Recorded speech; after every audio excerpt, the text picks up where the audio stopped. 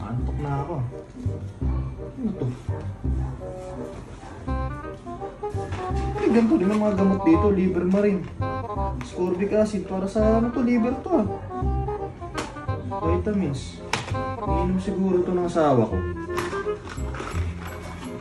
Oh, may robust pa. Alam ko na.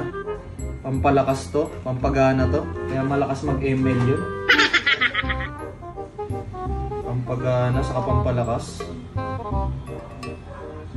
Saka ganado. Ah, kaya pala siguro ito iniinom niya. ATC. Healthcare. FDA approved. Astig to. Matatalo ko na sa ML tong asawa ko. Gunggong! Kaya pala naghahamon lagi na 1v1. Inumin ko nga para lumakas ako.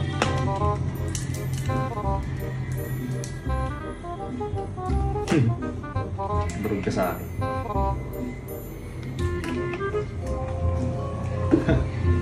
Tarik ka sa akin. A few moments later.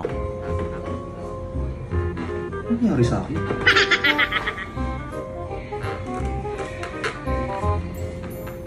Ano sa akin? Mosh! Iko! Ano dito? Mosh! Mosh! Bakit? Bakit? Ano nangyari sa'yo? Ano sa akin? Ba't ganito yung ano? May nilagay kong gamot doon? Oo, gamot ko. Vitamin zinc. Oh. Vitazinc. Gawa ng ATC. Iniinom ko yun eh. Oh, meron pa kayo sa may ininom ako doon, Blue eh. Alin? Blue. Yung Robas? Oo. Ah, papalakas mo sa ML yun, di ba? Hindi, anong pampalakas? Kaya ka lagi naghahamon, tinatalo mo ako? Hindi ah. Oh. Para sa'yo yun. Ano para sa akin? Pampagana. Oh. Papagana. Tsaka pampatagal. Oh. Kasi lagi kang 1 round lang eh. Ba't naging ganito? Kala ko vitamins mo yun, ba't ganito na yung nangyari sa akin? Vitamins mo yung pampagana. Ha? Pampagana sa atin? Sa romansa. Isus ka! Ininom ko, kala ko vitamins mo, pampalakas mo sa ano? Hindi ah. Sa ML.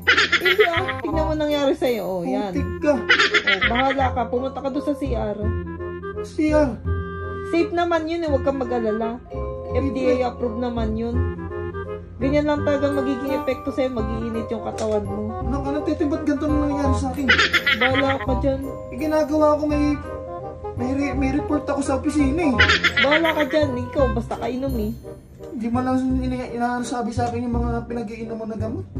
Hindi ka naman nagtatanong eh. Para sa akin pala yun. Ininom ko, kala ko pampalakas mo sa ML yun. Sa'yo nga yun, pero hindi mo naman basta-basta inumin ng ano yun. Gusto nyo? Nangyari sa akin. Bahala ka dyan. Safe